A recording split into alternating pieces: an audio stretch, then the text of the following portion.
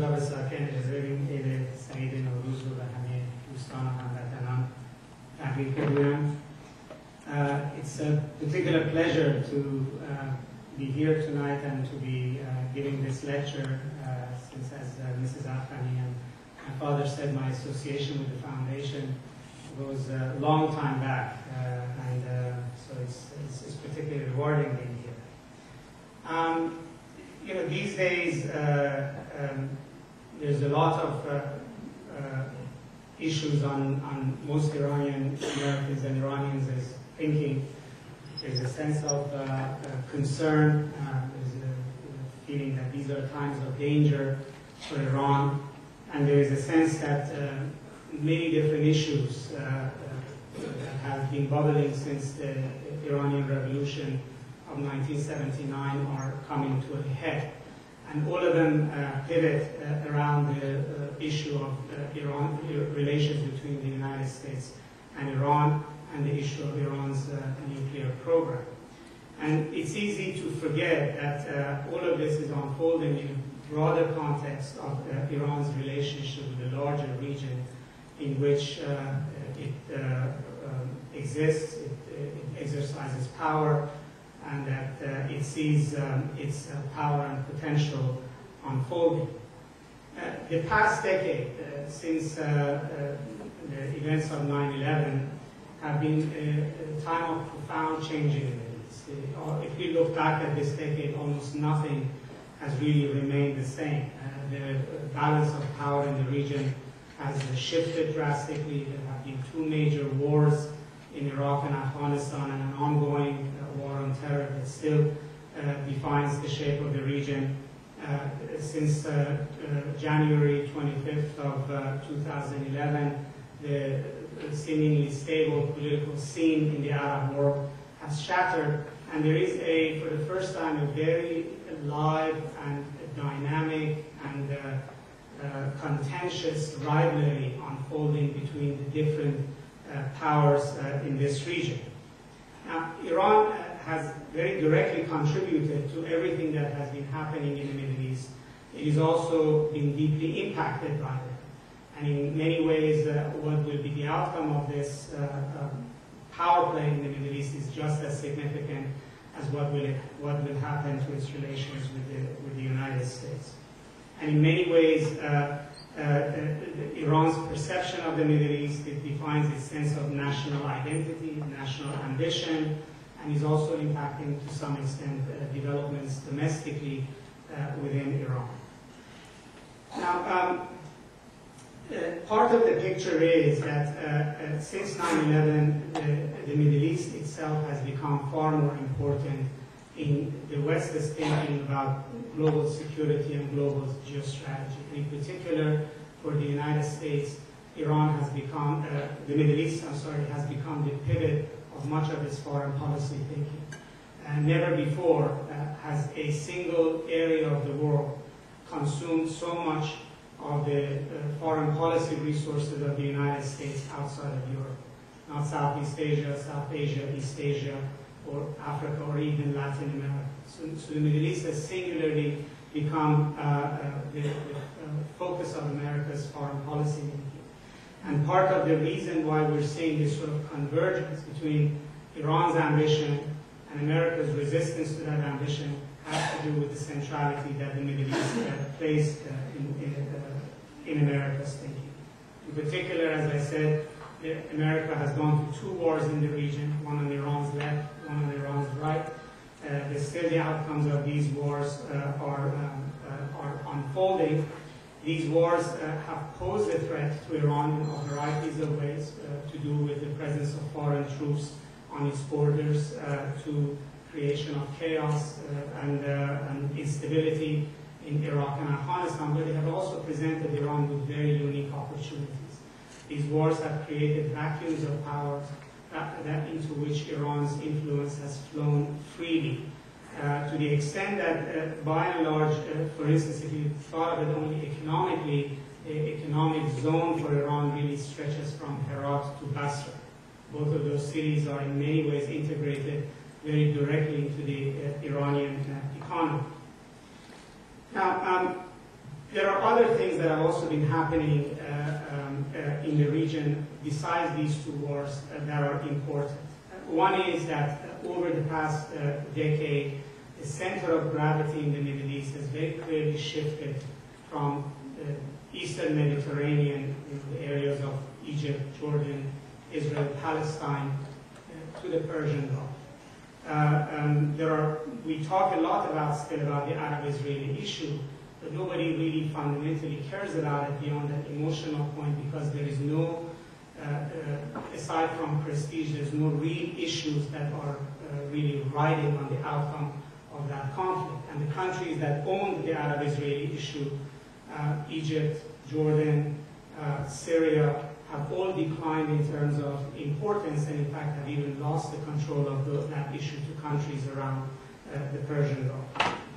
Now, the reason for this shift, first of all, has to do with the war in Iraq, which brought the United States in a major way into the Persian Gulf. It made Persian Gulf far more important than the Eastern Mediterranean to American foreign policy, but also created the most dynamic set of changes in the region around Persian Gulf. This had to do with the rise of Iran, but it also had to do with the collapse of Iraq, about which I'll talk more.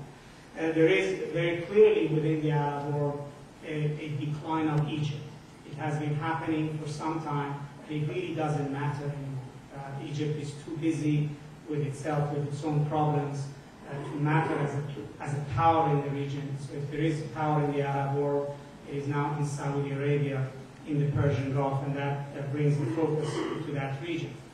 There has been very clear economic and cultural shift in the Arab world, from Beirut and Cairo to Doha and Dubai and Riyadh. That is where most of the money is in the region. That's where the cultural output of the Arab world is, in the form of Al Jazeera and Al Arabiya, etc. And that's also where the greatest amount of decision-making and influence is in the region. I mean, these days when we talk about Libya, about Syria, about Lebanon, all of the players, the main regional players, with the exception of Turkey, which is a newcomer, are around the Persian Gulf. The rest of the Arabs really don't matter. They matter in some sort of sense that they are where the others compete, but they don't really matter in a significant way. Now, this in many ways obviously has favored Iran, because it really has shifted the discussion from where most of Iran's power and economic resources, cultural resources are, and away from in areas in the Middle East where Iranian influence is weakest. The Persian Gulf, after all, is the Iranian zone of influence, and with Middle East the center of gravity shifting there, essentially that has allowed Iran to lay claim in total to a great power status in the Middle East, and its ability to decide power distribution in the region and interfere in varieties of issues around the region that you would traditionally not associate with Iran.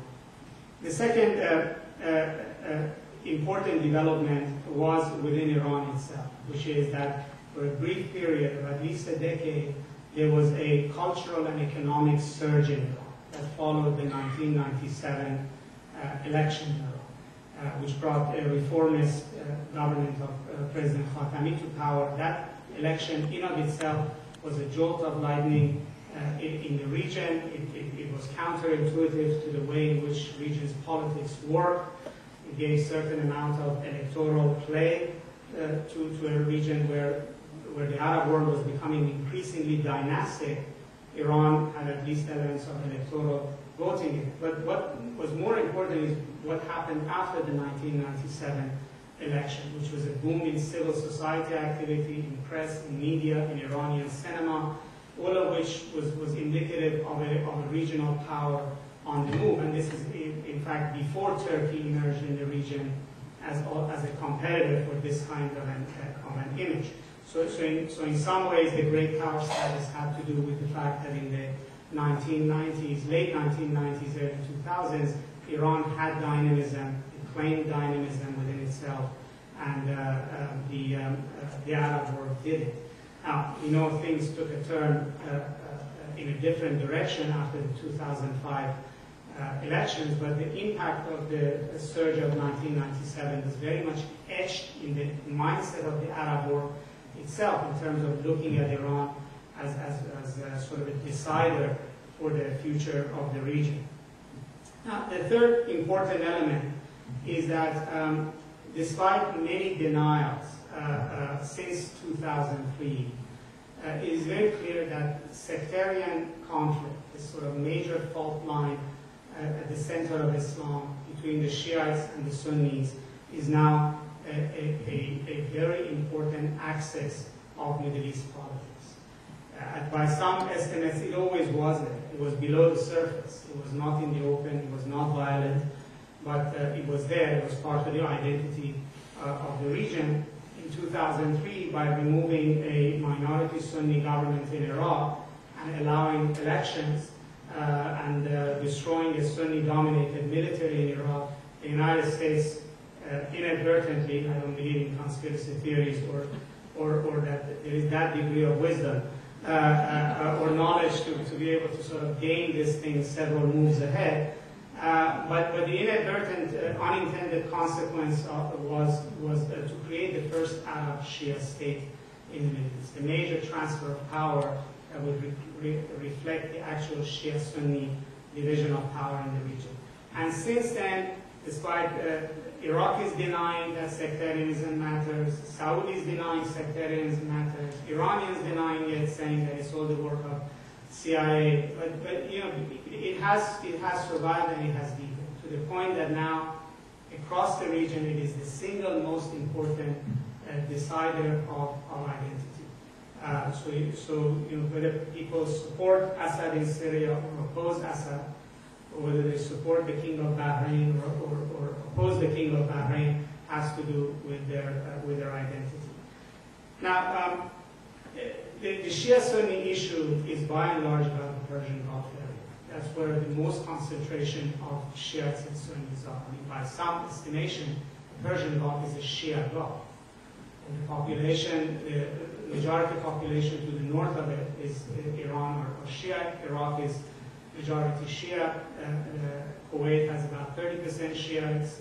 UAE about 20%, and Saudi Arabia 10%, but all of Saudi Arabia's Shiites also live right on the southern shores of the Persian Gulf, and Bahrain is 65% Shia. And you can also throw in the Pakistanis, who sit right at the edge, and Pakistan being the second largest Shia country in the world with about 30 million Shiites, which is about 20% of its population. 20% of 180 million still adds up to a lot of people. But you know, the Shia-Sunni issue essentially sort of makes the Iranian control of the Persian Gulf quite essential, and it remains a very important dynamic. Now, this is a difficult issue to navigate, even for the Iranians, in terms of how they think of their role in the region. You know, sectarianism was always a Sunni tool. It was always a policy in Iran. It was not something that was part of Iranian foreign policy. Iranians were used to thinking about a region that was defined along ethnic nationalist lines. They're clearly Turks, Arabs, Israelis, Iranians, and the Kurds. And for a very long time that decided who your friends were and who your enemies were. And Iran had a very unwelcome presence in the region, largely because the most important identifier of nationalism, that being Arabism, was not present in Iran. And Iran, much like Turkey, was an outsider. However, you know, after the Iranian Revolution, although the Iranian Revolution in its own self-conception is an Islamic revolution, the Sunnis in the Arab world, it was the Shia revolution. Its mythology, its symbolisms all drew from Shiism. Its attraction to its own clients was based on Shiism. And the very first Arabs, Pakistanis, Afghans, who took to the Iranian Revolution tended to be the Shiites in those countries who understood the language of the revolution. But the Sunnis who were threatened by this, as Saddam Hussein in Iraq, the government of Saudi Arabia, understood that the best way to deal with the Iranian Revolution was not to argue about social justice and imperialism and foreign policy, was to make it very simple. You know, Shias according to hardline Sunni view, are outside the faith, and that sort of is the easiest, fastest way of dealing with the Iranian threat. So sectarianism began to make a comeback after the Iranian Revolution, not because Iran was promoting Shiism, but Iran was what Iran was, and the best way of dealing with Iran was to turn to sectarianism. And we're still seeing that play out in the region. Still, the best way of dealing with Iranian power play in Lebanon, in Syria, in Bahrain, is to point to the fact that it's not that Iranians are not Arabs. Iranians are the wrong kind of Muslims. They don't fit cannot have a claim to leadership in a region that is becoming increasingly religiously conscious. But it cuts both ways. There are a lot of Shiites in the Middle East. They were in many countries. They were the hidden majority, and they actually have embraced Iran, adopted Iran as their sort of patron country. So whether Iran likes it or not, the Bahraini Shias, Pakistani Shias, Afghan Shias, Lebanese, etc., look to Iranian power as a source of support against what they see as a pressure to put the Shias back in the box, to sort of undo the Iraq war. And all of this is really at the heart of the matter in Syria. Syria is about dictatorship versus freedom. It is about the brutality of the Assad family. But bottom line, it's about not only taking Syria out of Iran's control, but also disenfranchising 20% of the population that is ruled as a minority, which identifies with Shiism, the Alawites of Syria, and empowering the Sunnis. And the language in the street in Syria reeks with very hardline sectarians about the Shia-Sunni divide. Now, for the Iranians, in some ways, this is a throwback to the Ottoman-Safavid rivalry. In many ways, the Iranian-Turkish rivalry, by account of some historians, was the very reason why the Safavids kept inculcating Shiism as the identity of Iran, to inoculate it to Turkish Sunni influence. And they fought many wars. Actually, they fought seesaw battles over control of southern Iraq, and the holy cities of Iraq passed from Safavid possession to Ottoman possession. Iran generally is not happy with this sort of overt sectarianism, largely because it sees it as a limit to its exercise of influence in the Arab world. Iran would prefer a secular discourse of power in the region that would not shed light on what distinguishes Iran from the rest of the Middle East, which is Persian identity and Shia religion. That's exactly why Iranian foreign policy has become increasingly obsessed with Israel, because it's the secular Islamic cause that rises above these divisions of power. But sectarianism also is bringing to the fore another significant issue in the region. Since the 1960s, by and large, with a few exceptions, secular Arab dictatorships have not only kept the sort of sectarian mold inside, but have been the main dam that has contained Iran in the Middle East. So Arab nationalism that came to the fore with Nasserism and Ba'athism, and then solidified around the very hard identity of who's an Arab and who's not an Arab, largely had created a sort of a chain link of dictatorships that was impervious to Iranian influence. That is now beginning to break down.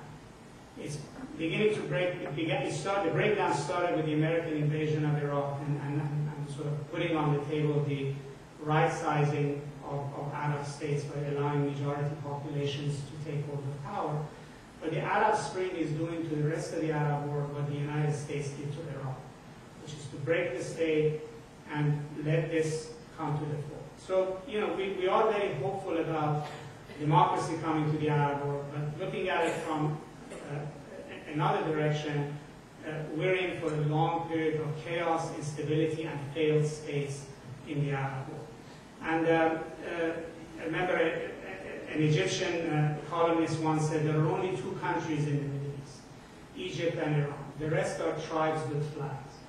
And you know, the breaking of these state structures is going to make Middle East all about tribes, maybe with or without flags. But in that kind of a scenario, with the breakdown of the Arab state system, it's a whole new ballgame in the region.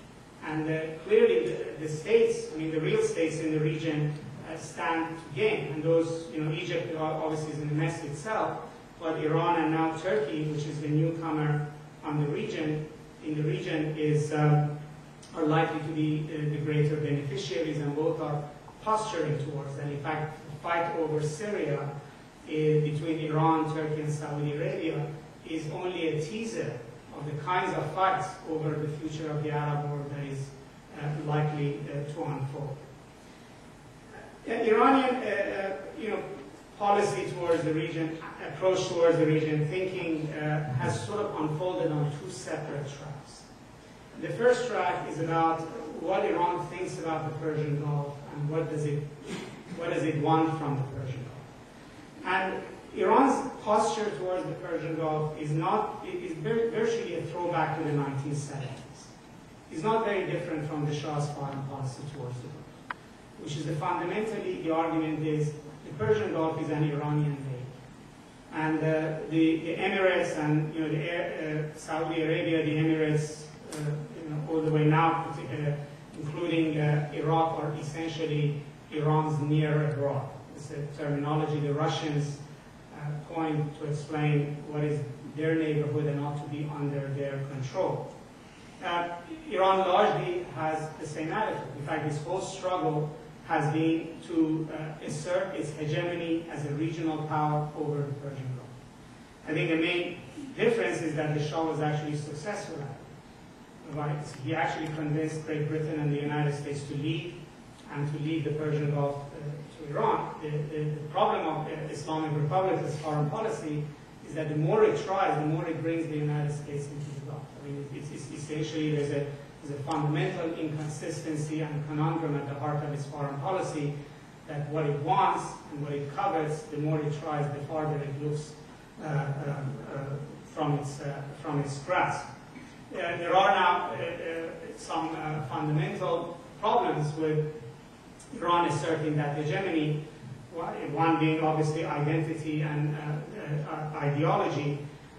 You know, some of the same things that separated Iran from its Arab neighbors across the Persian Gulf are still there, but to that you maybe add the fact that Iran's the character and core ideology of the Islamic Republic is fundamentally different from those of its neighbors. That wasn't the case in the 1970s. They all fell largely in the same camp ideologically. They were anti-Nasr, anti-Ba'athist, anti-communist, and pro-Western, and they had a certain understanding on the importance of stability and Western alliance in protecting the oil resources. That fundamental understanding does not exist anymore. Secondly, there has been demographic change and economic change. Economic growth in the past 30 years has fundamentally changed the profile of the Emirates. Their willingness to accept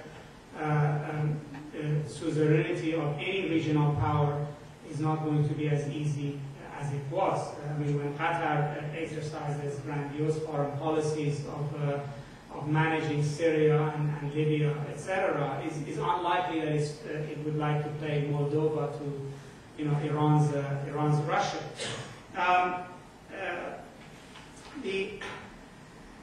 And the more important issue is that this dynamic has essentially made the United States the other military force in the region, and really the defensive military of the Emirates against Iran's attempt to assert itself. Now, a large part of Iran's frustration with the United States, once you put all the rhetoric aside, is the fact that the United States, in their opinion, the United States does not allow Iran to assert, quote unquote, its rightful hegemony over the Persian Gulf. And it provides the military cover that would allow small emirates to take airs beyond what is acceptable to Iran. If you listen to Iranian rhetoric of when the WikiLeaks revealed some Arab foreign ministers encouraging the United States to attack Iran, Iran's response was that countries that don't have a civilization should not have an opinion. Or that the continuously Iranian leaders enjoy lecturing leaders in the Gulf about the fact that Iranians made Islam Islam. And therefore, there is a very clear sense that it's not about just power politics, it's about establishing first-tier and second-tier countries, and the United States obviously creates static in this message.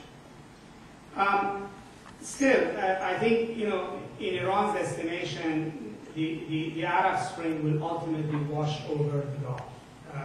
Here, I think there's a very big difference between how maybe the media here looks at the picture, constantly saying Iran feels weak, is weak, as if Syria is the beginning and end of everything. But I think what the Iranian perception is that, Saudi Arabia, Qatar, especially Bahrain's days, are numbered, and ultimately this full force of Arab Spring, once it comes to the Persian Gulf, it will do what it did in Iraq, because the Arab Spring will challenge an order that is Sunni dominated, suppressing Shiites, and that will ultimately favor Iran. Now, the second track is where actually there's the most amount of divergence between Iran's attitude towards the Middle East before and after the Iranian Revolution.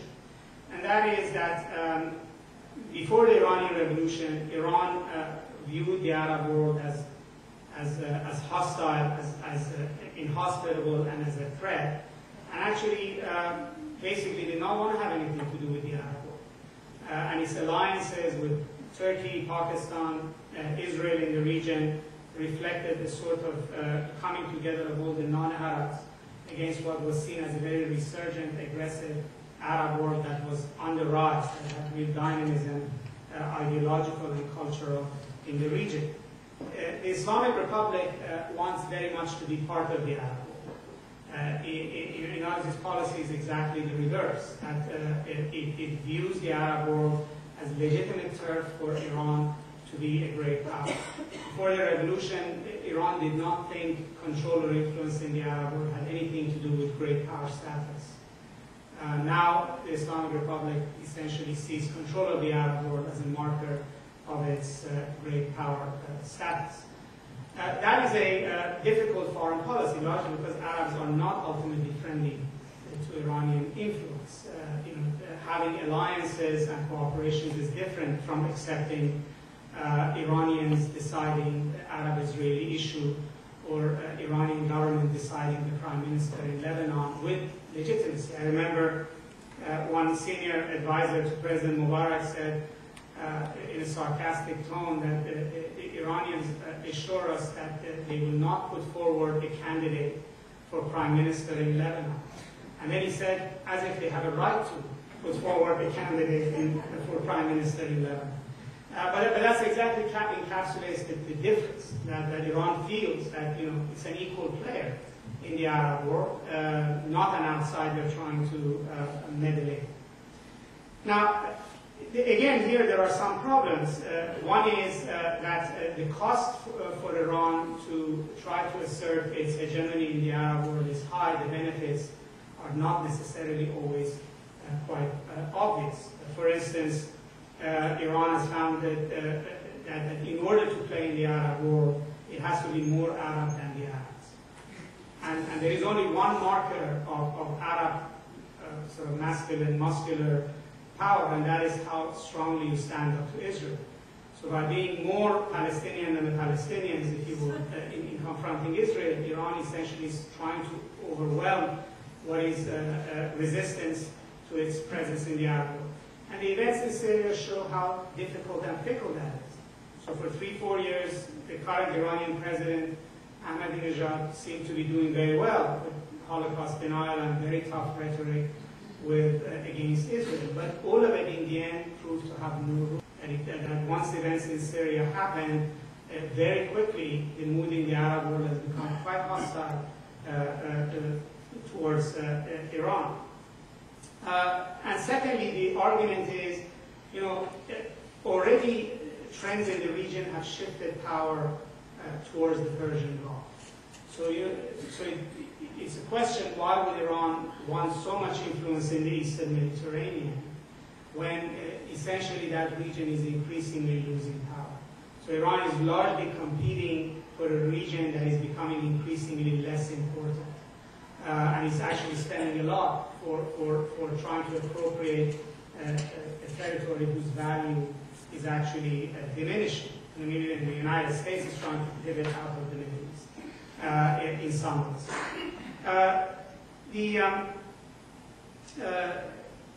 Now, there are also other problems that Iran faces in pursuing this path. One is that Iran's nuclear program is actually creating a certain degree of resistance and hesitation towards what Iran's ultimate goals and intentions in the region are. The Shia-Sunni issue, as I mentioned, continues to cut both ways. It did give Iran Iraq, and continues to sort of consolidate Iran's hold over Iraq. But Syria has proved to be a spoiler in the sense that it has inflamed Sunni opinion in Eastern Mediterranean all the way to North Africa against Iran for its support of the Assad regime. The other fundamental problem is that Iran's economy is too weak for its ambitions. Iran is a country of 80 million whose economy, before the last set of sanctions, was the size of the economy of Massachusetts, and is actually declining. It is saddled with fundamental structural problems that often are masked by oil revenue. But its economy is not doing well. It's actually doing much worse now because of sanctions. So yes, we could say the sanctions can be managed by doing X, Y, and Z. The ability of Iran to project power is increasingly suspect. And especially when you now have big power players economically in the region with big checkbooks like Qatar and Saudi Arabia, or actually a real economic power like Turkey, not an oil-based one, that can serve also as a model in the region. That really puts the question as to whether Iran's ambitions beyond the Persian Gulf are actually realizable. And even there, within the next year or so, more than likely Iran's oil production ranking in OPEC is going to slip below number 2 and actually go maybe further. This is not because the Europeans are not buying Iranian oil. It has to do with the lack of investment in technology and resources in the oil fields. It's so severely degrading Iran's oil fields that the capacity to produce out of the current wells is slipping. And now that, in terms of prestige, matters a lot, because that means voting power in OPEC, being the second largest producer, has mattered in terms of Iran's standing quite significantly. Thirdly is that Iranian foreign policy continues to invite more resistance than it deserves. I mean, regardless of whether it's right or wrong, Iran's foreign policy has, for the amount that it gains, it has also rallied enormous amount of resistance, not just international resistance, but increasingly also regional resistance among its Arab neighbors. The rise of Turkey is a major challenge to Iran. It's a challenge because the Turks have ambition to play in the Middle East. They have the same ambitions Iran has. They also want great power status. They also are looking at the same picture of an Arab world declining and want control of the area around them. They have certain advantages that Iran doesn't have. One is that they are positioning themselves as the protector of the Sunnis in the region. The You can see it in the way they are behaving in Iraq, in Syria. They basically think of a recreation of the Ottoman Empire. The Safavids never ruled over the Arabs. The Ottomans did.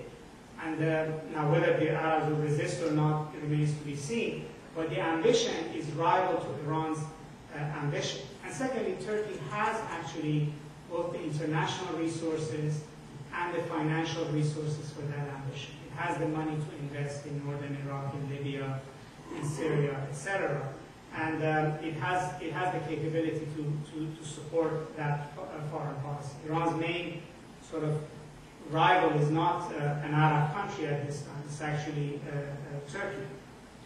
Now, when you look at all these issues, you could think that regardless of what else Iran's nuclear power is intended for, it clearly addresses many of these problems for it. First of all, the nuclear issue addresses the economic deficit.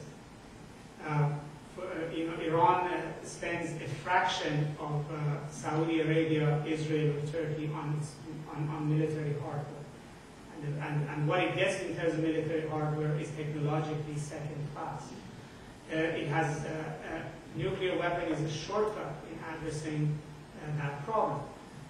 Iran cannot have economic influence in the region beyond the zone immediately around it, but nuclear capability is an influence multiplier.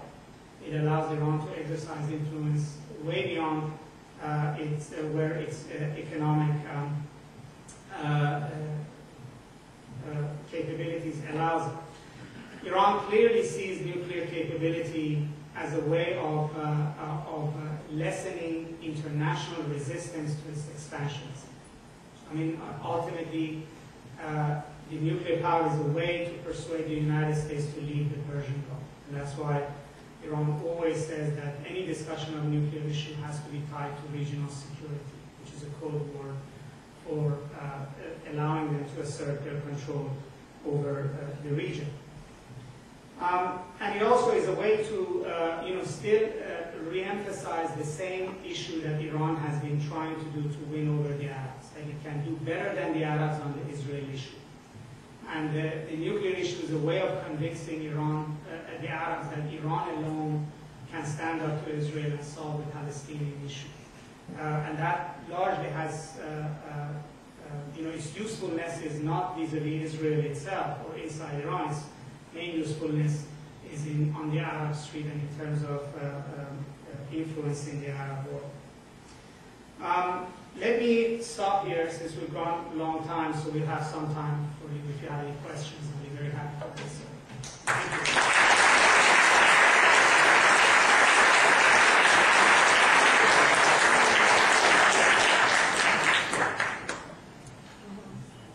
Thank you very much, Vali, for this very informative and interesting take on Iran and the Middle East. I want to take advantage of having the mic and ask the first question myself. And I know that your talk was about Iran's foreign policy in the Middle East, but many of us are very concerned with the political internal situation of Iran. We talked about the economic, but the weaknesses that appear, at least within the political situation, and what kind of influence that might have on its position in the Middle East.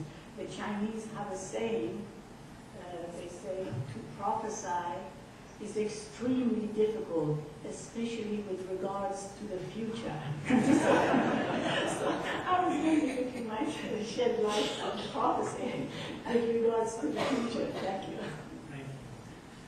Well, as we said, it's difficult to sort of to be able to exactly say what will happen politically, but we could sort of look at some at least indicators which in the least will influence how Iran sees its own hand and its own prospects, but also how the United States and the other permanent members of the Security Council, plus Germany, who are going to be meeting with Iran, are going to look at the prospects.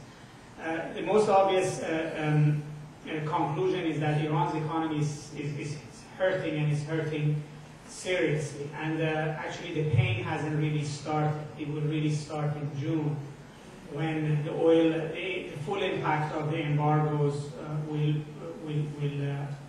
be felt.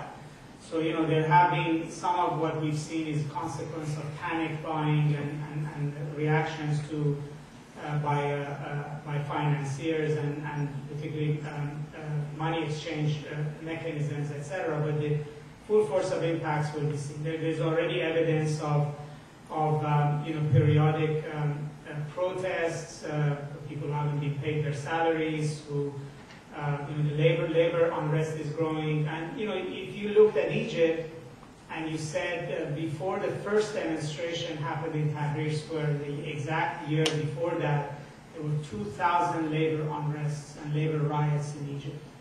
So this didn't happen out of vacuum, except nobody was looking at those labor unrests. So you could say, you know, that's an indicator of political of economic discontent. But whether or not this will translate into a political dynamic remains to be seen. I mean, there are all manner of opinion polls that have been taken that show that actually the majority of the Iranian public favors the nuclear program as they understand it.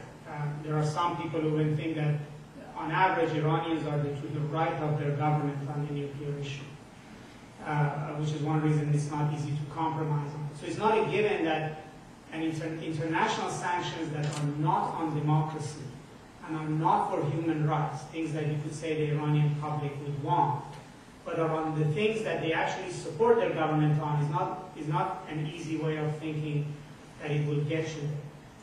The other issue is that, you know, often people look for a very visible change at the top. Like you come at an election time, or there might be a very significant shift at the top. It may not happen that way. In fact, there is indication that it's not. The elections, as hobbled as they were, went problem-free. There is some murmurs of a reconciliation with the leadership of the Green Movement.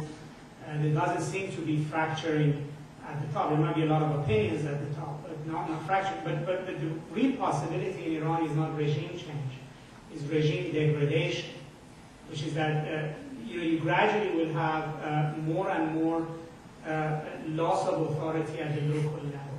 There's a lot of already serious concern about social disintegration in Iran, that, you know, rise of not only of crime but also loss of morality and public morality, and particularly even in rural and small towns, and you know, when we say a failed state, sometimes it fails all of a sudden, sometimes it fails over time, and the basic definition is when central authority would begin to lose control of localities, and that often happens when central authority cannot pay for government. So, you know, local authorities, southeastern Iran, which cannot pay salaries, may ultimately decide that they're going to raise money on their own. And actually it's happened in Iran. The mayor of Tehran, Karbas, she did exactly that. The government wouldn't give him money. He raised money on his own. It happened to be semi-legal what he did, but it could have been completely illegal. And that could be a very different scenario for Iran. It's not a sort of a neat, obvious change, but it could be a much more sort of worrisome development as a consequence of this economic collapse. Hi, thank you. Thanks a lot for your presentation. I have a quick question, and it's really, can you tell us a little bit more about the role of UAE that UAE is playing, and also the disconnection between the states in UAE, such as Abu Dhabi and Dubai, you know, Dubai being very pro-Iranian and Abu Dhabi being on security and wanting United States in there and being actually a base for United States in that area. And how important is that, and how much of a say does it have besides Saudi Arabia? Well, you know, if you're standing in Dubai and Abu Dhabi and looked up at the size of Iran to the north, I think you would be scared too. You know, if you looked at the geography and the population size and also the history, I mean, the history of this region with Iran is not one of fraternal relations always. We forget about the, I mean, if you go to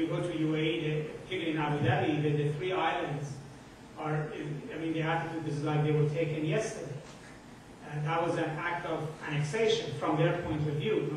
For them, Iran is scary, and for the past 30 years, they've got used to having the United States stand as a buffer between Iran and UAE. Now, attitudes within that is different. One is Dubai is not oil rich. It needs Iranian business. It has benefited from business. It has a very different attitude towards it. Abu Dhabi doesn't need Iranian business. It's one of the richest, sovereign funds in the world, and ultimately, it actually thinks that maybe Iran would want that sovereign fund, or it's a very lucrative amount of oil and gas and over $200 billion sitting in bank accounts and property that could be very attractive. And the model of Saddam going into Kuwait, very much is alive in their minds. So, they are very much would like the United States to stay there and to guard against any kind of an Iranian assertion of power. Now, Iran's nuclear program is a problem for them, for the following reason.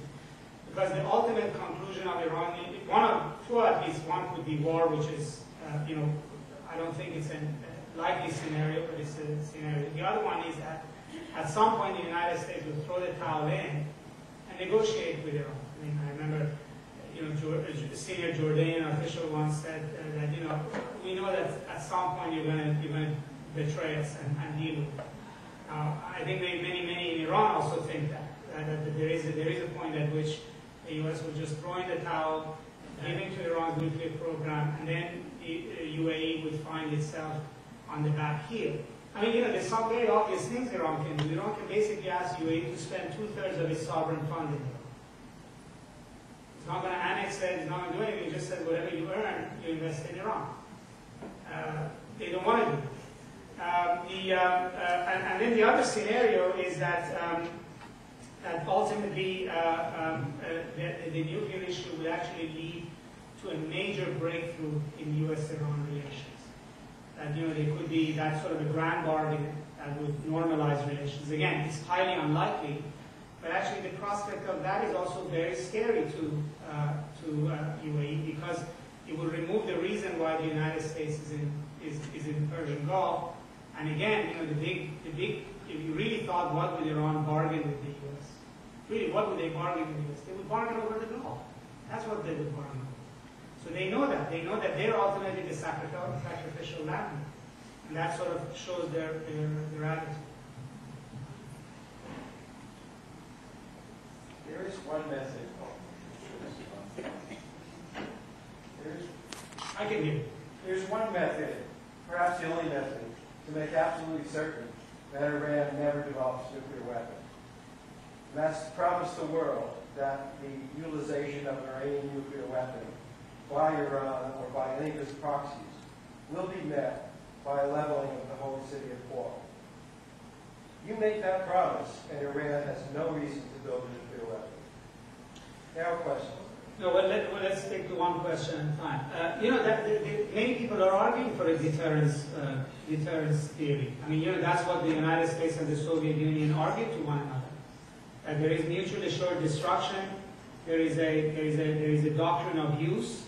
In fact, many people said that Israel should acknowledge that it has 250 nuclear warheads, and it should issue a doctrine of use. It doesn't have to be this holy city of Qom. I think this is more in the imagination of America, that Iranians care more about Qom than where they live.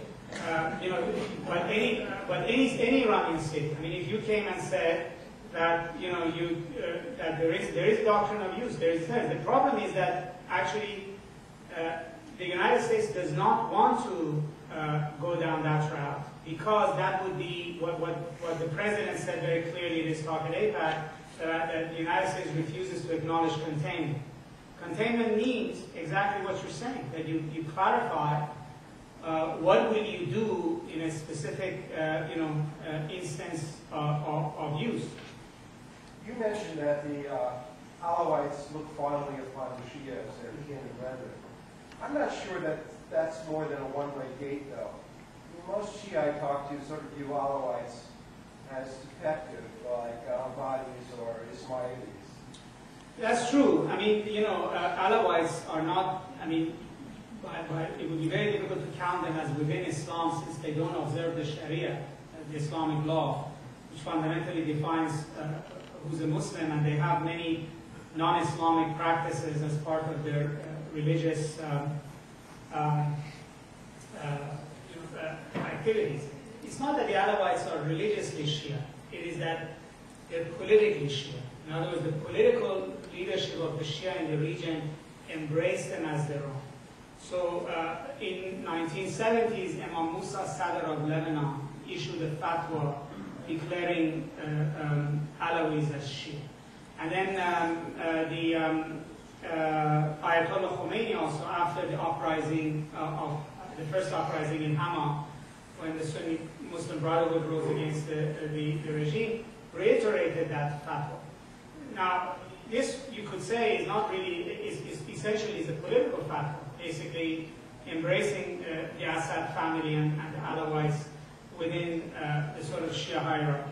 And you know, with many other things, it's not a matter of theology. It's that the Sunnis in the region, if you read everything from Al-Qaeda to Muslim Brotherhood, they are defining the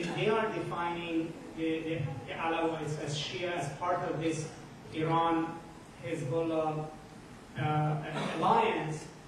So that makes a very neat, if you would, mental geography for people. That, you know, there are the Shiites and the Sunnis, and you know, Alawites fit in that, and those who are opposing the Assad regime fit in this category. So, you know, I agree. I mean, you know, it's not that they are, you know, part of the family, if you would, religiously speaking, but politically speaking, the Alawites have sort of defined themselves as belonging in this sectarian divide to belonging to this side of the divide. Thank you so much for coming. I have two questions on the nuclear issue. I remember about a month ago, Russian foreign minister had said that the U.S. is using the nuclear issue as a way to undermine the regime in Iran. To what extent do you agree with them? And the second question was, do you think there's a, in Iran's political structure, do you think there's a, like a political consensus within the regime over the nuclear policy? Or do you think there's a, I don't know, diversity or whatever you want to call it? On the first point, the question was that the Russians, a number of months ago, the Russian foreign minister said that the United States was using the nuclear issue for regime change. Actually, what he said specifically was that the new set of sanctions would go beyond punishment for nuclear issue and would become about regime change, because they are so severe that they could undermine the regime, and that was the reason why Russia would not support it. But, you know, I think at all times, economic sanctions, whether you intend it or not, do become about regime change, because you are ultimately trying to put political pressure on the regime by making its population unhappy. So past the point, the population you expect may rise up. So you know, that's always there. And actually, I would assume that the Iranian government very much sees the U.S. policy as about regime change. Not in the sense that if you put sanctions on the central bank, that people would go necessarily and demonstrate and overthrow the regime, but ultimately that they think that an Iran without nuclear capability will be weak. And when it's weak, it will be susceptible to outside interference. So they think in terms of Libya. When Libya didn't have nuclear capability, it no longer could protect itself against NATO intervention. So regime change is on the table at multiple levels. And what was your second question? Within the Iranian political system, do you think there's a political consensus whether to continue the nuclear policy, reach a threshold, or just go for the bomb, or just stop? Well, my reading of it is that there is a consensus that Iran will master and keep enriching. But there is no consensus about nuclear weapons. And if what the Supreme Leader said, calling building nuclear weapons a grave sin, is if it's read as a signal or an indication, it basically means that Iran will not go down the path of nuclear weapons. Now, there has been a debate in Iran. Some, like the Speaker of the Parliament, Ali Larijani, have argued that Iran is now equally sanctioned as North Korea, and is paying the ultimate price and may as well build the bomb. There are those who say that, in fact, if Iran built the bomb, it would have a much better bargaining position to get rid of the sanctions. So I think that this statement by the Supreme Leader was to sort of finish off that discussion. But in the minds of the outside, there is no real difference between enrichment capability and building a bomb, because the way it works is that if you have enrichment capability, you have many centrifuges working, and you have all the scientists, and you can build, enrich uranium to 20%, which is the more difficult part. Then, the more uranium you have at 20%, the more quickly you can go to the bombs. I mean, Iran could ultimately get to a point where it's only 2 months away from a bomb, 2 months away from whenever it makes a decision to build a bomb. And enrichment is a tricky issue, because you're saying, you don't need to build a bomb, but you have all the capability to do so. And so, the question is whether there's this trust that international inspection will help. And the suspicion there is that every 6 months you find a new facility in Iran you didn't know about before. So that makes it difficult. So you say that IAEA can actually verify that there is no other, say, hidden site that you don't know about. And which option do you think is more likely? Stopping? No, Iran has decided to stop. Iran's not going to go for a bomb unless, I think, it's attacked. Because then the game changes. Then it can even say that it is being attacked by another nuclear-armed country, be it Israel or the United States. It can actually withdraw from the Non-Proliferation Treaty, and it will have much more international support for building a bomb, as well as domestic support. But I think unless there is a military attack, it just doesn't make sense for them to dash the bomb. The international backlash from everybody would be way too much. I was wondering what the outcome of the upcoming election is going to be on kind of debate Iran and Iran's relationship, obviously, with the U.S. It just seems like that should be something to think about. You mean the U.S. elections? Well, yeah, the U.S. elections, and whether or not that's going to affect anything, whether inside or how that's going to kind of move things around geopolitically. Well, first of all, the question is what might be the impact of U.S. elections on Iran. And again, this is futurology, so I just can sort of give my own impressions based on what I see. One is that I think if Iran thinks that Obama is going to lose, it will probably fast track to an agreement before the election, or before January 20th of 2000. It's very similar to the outcome of the hostage crisis. It's better to deal with the Obama administration than the alternative. I think their current strategy is that they think that he's going to get re-elected and it'd be much easier to deal with the United States after the election. So the key issue is to keep things stable until after the election. I think generally between now and the election is most dangerous because the American administration is most vulnerable, particularly to Israeli pressure. I'm not sure if Netanyahu would think that Iran is going to be any easier to deal with. I think he would think Obama is a lot easier to bully than Netanyahu, especially in an election. I'm sorry, than a Republican president who may just, had much easier time to tell him no than the Democratic administration does. But also this is a time period where, because of the electoral dynamics, it is easiest to push. I personally am in a minority. I don't think Israel will attack, and I think this is a lot of it is hyperbole. I don't think Israelis have an easy domestic political path to war. There are a lot of dangers for Netanyahu. There's a lot of assumptions here, that all of which have to go right.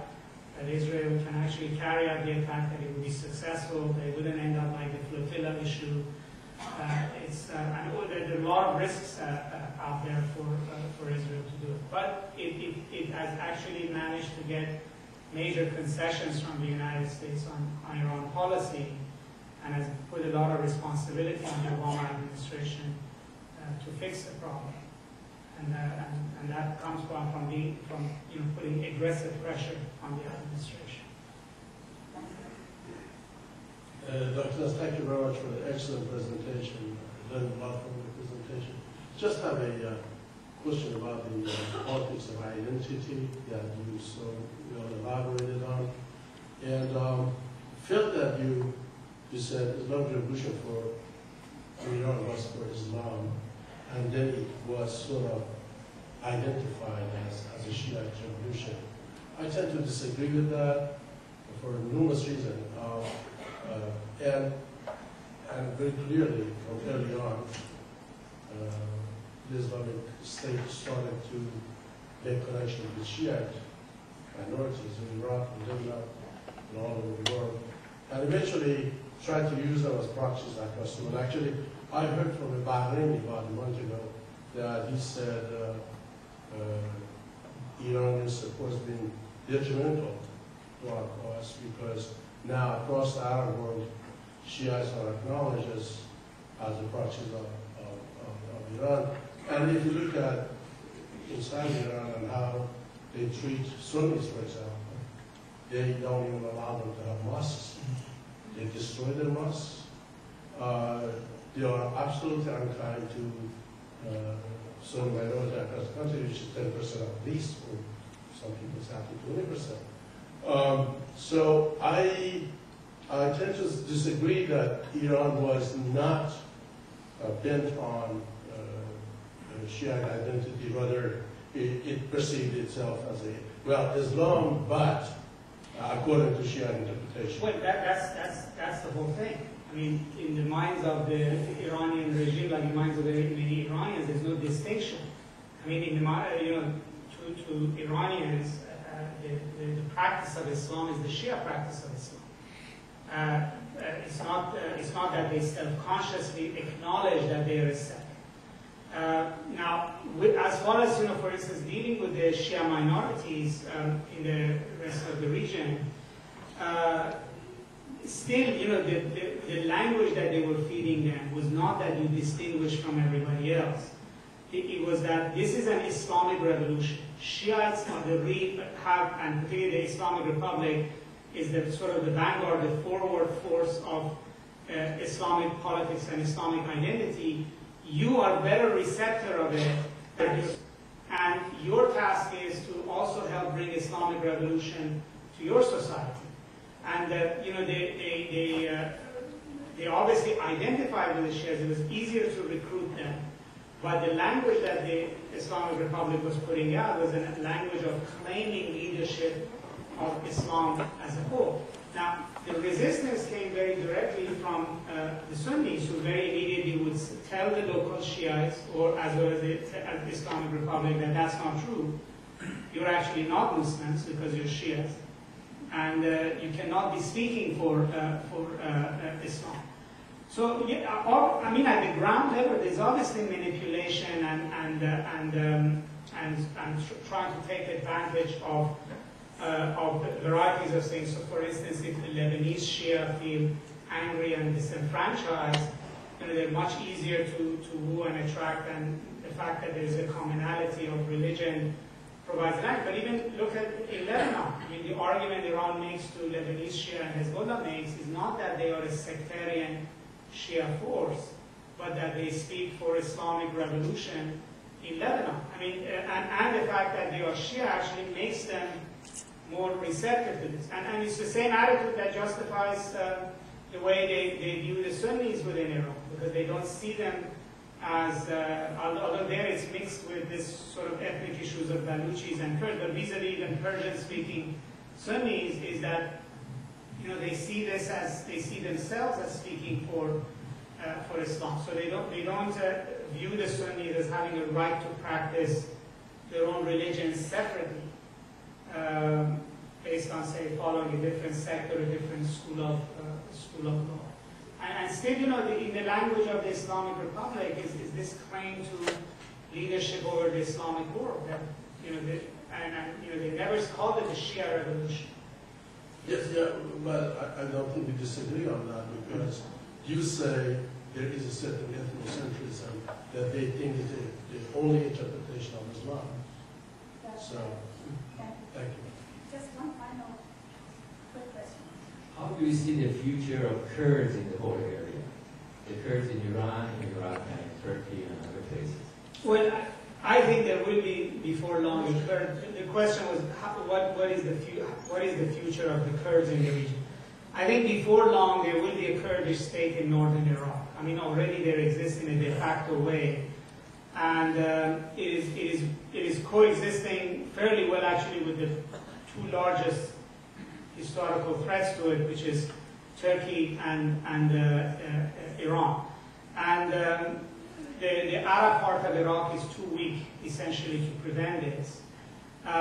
So in some ways, you're going to have at least a home for that other major ethnic group in the Middle East. Now, how will that ultimately play within Turkey itself, which has the largest population of Kurds in the region, and then in Iran, remains to be seen. But the Turks they think they have come up with a formula that works, which is sort of creating almost like a European Union with the Kurds.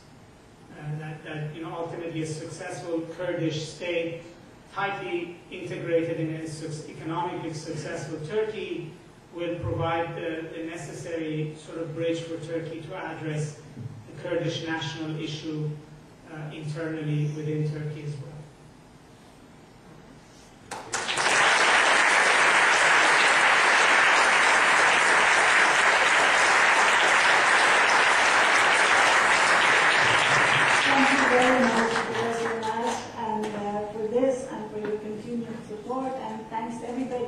Happy Nowruz once again. Thank you.